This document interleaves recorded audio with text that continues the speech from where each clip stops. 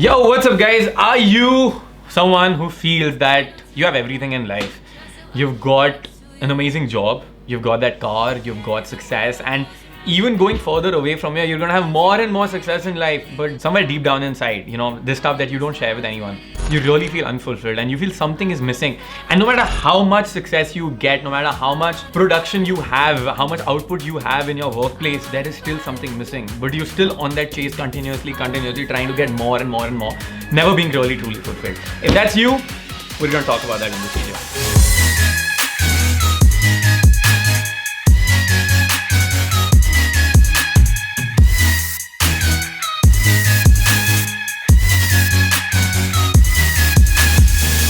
Welcome back to the video guys. So let's talk about why all these problems occur. Now the thing is that I meet a lot of my clients who are successful, clients who have everything in life.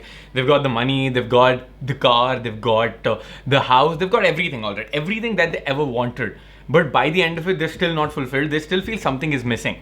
And they get into this rat race, this hamster wheel, that once they achieve something, they always have to buy something new. Like let's say they got a new Honda, then they got to buy a new Honda Civic. They get a Honda Civic, they got to buy the new Toyota, they got to buy the new Tesla, they've got to buy the new Ferrari. Once they get to the Ferrari, then they got to buy the new private jet, or they got to buy a better house. So it's always this rat race which never fucking ends. And every time it's the next big thing, the next big thing, the next big thing, and finally feeling like now I'm going to be worthy. And in other ways, it could look like maybe buying the latest iPhone, maybe buying the latest pair of easy shoes, maybe buying the latest Jordans. And every time it's this compulsion that I have to earn more money, I have to buy something. Because what happens in that case is our self-worth is tied to our production, our output, and the amount of things that we have, the amount of materialistic things we have. Because that's what we've started to equate our worth to. Now, why is that? That is because the worth inside of us, we're not feeling worthy in and of itself. We've been told and we've been fed this lie that when we have enough money, then we're going to be worthy. When we have these amazing shoes, when we look a certain way, then we're going to be worthy. So what we do is we spend our entire lives chasing that dream. And once we come to realize that dream, we feel like there's no hope for us after that because we're still not fulfilled. And it's a very dangerous place to be anytime we reach that point. Because once we reach that point, when we have everything in life, all right, we've got whatever we want. We might have gotten married, the money, cars, everything that you can imagine. But still, there's that void deep inside us, that feeling of unworthiness, that feeling of I am not still good enough. And that leads to us having this hamster wheel, this rat race of achieving the next big thing. That leads to us not being able to say no to things at work. That leads us to always put in 80 to 100 hour work weeks and still want to do more, because our sense of self-worth is coming from how much production we have, how much output we have in the company, how much work we're doing in the company. That leads to more stress. That leads to this thing called the achiever syndrome. So even though we have a lot of stress, we can't stop, and we're always achieving new things. Also, achieving new things could be achieving new levels at your workplace, or it could be just getting degree after degree after degree and just keep on studying. So going back to the childhood, and specifically coming from an Indian background, I can 100% relate to this. Our parents were like, you're worthy only if you get the marks, and you're not worthy if you don't get the marks. So a lot of our times, the love that we receive from our parents, which is our basic need as a child, was to feel the love, the safety, to feel protected, to feel validated, to feel accepted, to feel adored, to feel like we're able to express ourselves fully, and to feel like we're going to be accepted with the flaws and with the positives and with everything in life. So when we were growing up, when we went to school, our parents told us that you are worthy only when you get great marks. You are worthy when you win the spelling bee. You are worthy when you get science, when you become an engineer, when you get 99.9% marks. If you get 98, you're not worthy at all. So our sense of self-worth started tying, and our sense of receiving that love and safety got tied up with getting marks. So anytime we would not get marks, our parents would scold us, our parents would pull away the love, and they'd make us feel like we're a bad child, that you're not worthy, you're good for nothing, you're gonna bring shame to the family, you're gonna spoil everything for us. And as a child, a 4-year-old child, a 5-year-old child, or even an 8-year-old child, it's very traumatic for us, those experiences of feeling like my parents are going to abandon me.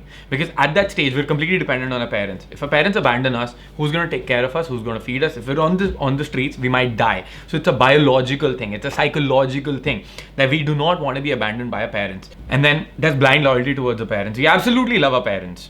So if our parents is saying that we're not getting marks, so we're bringing shame to the family, our self-worth goes down. we feel that we're not good enough. We feel that what kind of a child is going to bring shame to their family? He must be a bad child. So we start to believe that we're bad. We're not good enough. There must be something wrong with us. And then that would lead to our parents scolding us. And although at that moment we feel really bad that we're being scolded, but subconsciously we don't want to blame the parents at all. Our survival depends on that. We already spoke about it. Because of us not knowing what the world is and our parents navigating things and telling us that this is what the world is. This is what we're saying is the truth. We 100% believe it. So if our parents are telling us and they're scolding us that I am not good enough, that I am not worthy, I am a piece of shit because I'm not getting marks, we take that to heart. And that becomes a sense of reality. That I am not good enough. That becomes the first identity. I am not good enough. I am not worthy. And how am I going to be worthy? Only when I get marks. So the next time when I study and I get marks, my parents are showering me with love. So now the love is conditional on the marks that we get. My worth on the marks that we get. My survival depends on the marks that we get. So even when we grow up, our life depends on meeting those needs of love. Because once those needs are not met, it leaves wounds and it leaves voids inside. Those core subconscious anchors it leaves. And those wounds do not heal. We try to fill up those wounds by buying a Ferrari, by buying a new car, by getting more success, by achieving things in life, by being the achiever. But no matter how many degrees we get, that void inside, it still stays with us. Alright, if you're watching this video till now, you can understand. It still stays with us. We try to mask a lack of love, a lack of our needs by materialistic things. It's like I get a fracture and I try to heal it by putting a band-aid on top of it. No, that's not going to work. Our sense of self is completely different from materialistic things in life. It might feel nice for a little bit of a while, but after that we're again in that chase of the next big thing. And we keep on being on this chase and we cannot stop working even though we know we need to take some time off, even though we know that we're too stressed and we're going to burn out. Because if we stop working and we come back home, we're with us at that time, that thought, that voice comes back again. You're not worthy. What have you achieved in life? You're not doing anything in life. And all this is subconscious. Most of the time, we're not even aware that this is what is going on with us. And this is so common with all of the successful people, all of the celebrities. I reviewed Rocket Man, which is the life story of Sir Elton John, who basically earned 25 million pounds by the age of 25, but still wasn't feeling enough. He had all the sex, fame, money, everything. But the abandonment trauma of his dad leaving and him feeling like he's not good enough. He was doing so many things in life, all the paraphernalia he was having, all of the stuff of him being a dancing monkey and having all these flashy things to show off that finally he's good enough, he's achieved those things in life. But even then, when he achieved all those things in life, he wasn't happy, he tried to commit suicide multiple times. And that's what happens when you do not have any option. Anything that we're told that we have to achieve, we have to do, and then we're going to be happy. Once we achieve that, we still are not happy. It does not leave us with a lot of choice. Till the time we do not get this work done, till the time we cannot sort it out, it's gonna be a lot of problem. We cannot meet our needs by money. We cannot meet our needs by fame and sex. And another example for this is going to be Sushant Singh Rajput. Alright, we clearly don't know what happened, but high chance that he received all the success in life. He had a lot of childhood experiences, difficult childhood experiences growing up. But when he got all the success in life, there was so much stuff he was doing.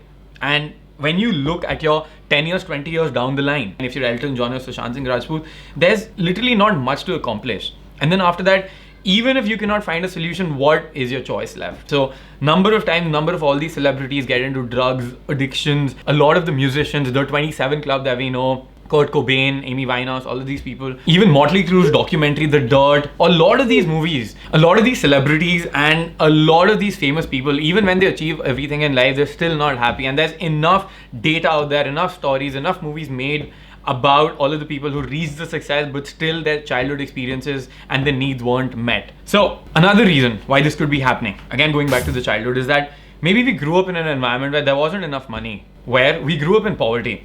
And for us, safety and security meant having money, meant being successful. So we were hammered the idea by our parents that you have to earn money, you have to earn money, money doesn't grow on trees, you have to earn money, money is extremely important. You've got to do things in life, and only way you can do things in life is by studying. And again, if we don't get the marks, we're not worthy, we're not good enough. That's what the message we received, and we took that to heart. That became our sense of self, our identity. So when we saw the poverty and we understood that money is so important, only thing we wanted to do in life was just get the money, ignore our social life, ignore our needs inside, ignore our emotions, everything, and earn money, be successful in college, be successful in school, and get good marks, because that was the only way that we could please our parents at that time. Or at the same time, we would be feeling that, our needs are not being met anyway. My parents still scolding me, my parents are still don't take care of me. There's so many problems happening. So what I'm going to do is I'm going to man up. And I'm going to take care of myself. I'm going to take care of myself by studying so much that I earn so much money that then I'm going to be so worthy and I'm going to deserve all the good things in life. I'll be able to get whatever I want. So this thought stays with us, this belief stays with us, and this becomes a subconscious conditioned mind. And even when we grow up, we cannot stop. So what's the solution for it all? So the solution is, firstly, anytime we feel that pain of being scolded, being, not made to feel enough, traumatized by the fact that our parents are telling us that we're bringing shame to the family. Like, come on, like, I'm a kid. Why would I want to bring shame to the family? It's so traumatic for a kid to believe that, he's the reason why his parents are sad. He's the reason why he's bringing shame to the family. He's the reason he's going to spoil the family's name. No child wants to feel that. So there's a lot of pain involved. The pain of abandonment, the pain of being scolded, combine that with being slapped and hit just because we didn't get enough marks. So all that pain inside, to deal with that pain, because coming from a society, let's say if you're a man or even if you're a girl, you've been given the messages like men don't cry, and if you're a girl, you're going to be given the message that look at her, she's a girl, she's always crying. So we're ashamed of having those natural emotions. So we start to stop feeling those emotions, and when we grow up, we cannot feel all of that. So all of these years, we carry all of that pain inside of us, and we haven't had any outlet for it. We feel that if we repress the pain, we suppress it, we don't think about it, it's gonna go away. But it doesn't go away.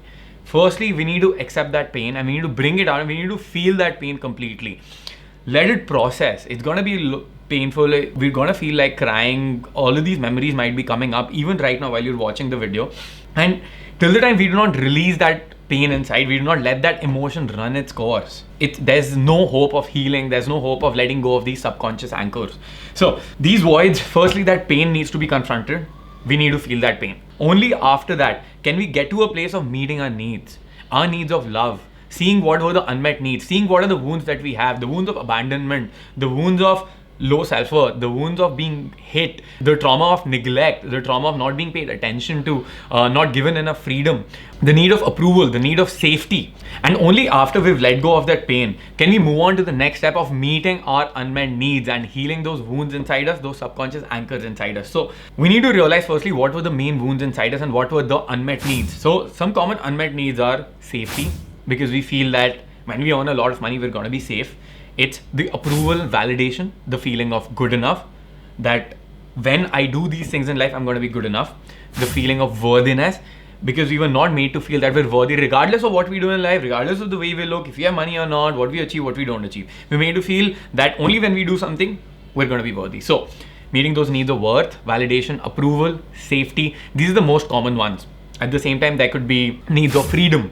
So understanding what it is that you're trying to meet, the loneliness, the love, what didn't you receive as a child, your unmet needs, meeting them, and only then can we get rid of those core anchors which are holding us deep inside, healing those wounds that we're still carrying. And then afterwards, finally, we can tell ourselves the reality of the situation, that we are worthy. It's not the money that we need. We are worthy as in of itself. Because when a child is born, the child is still worthy, irrespective of his skin color. The child is worthy, irrespective of the money he has or not. Because as a child, we had no idea how much money we had, our skin color, our height, the success, whatever, nothing. These were the messages which were given to us growing up. So we need to let go of these messages and then tell us the reality of the situation for us to reach to that point of complete freedom, complete purity, where all of these fucked up beliefs are not there in life. And that's going to be all from my side, guys. I hope you guys understood what I was trying to explain to you.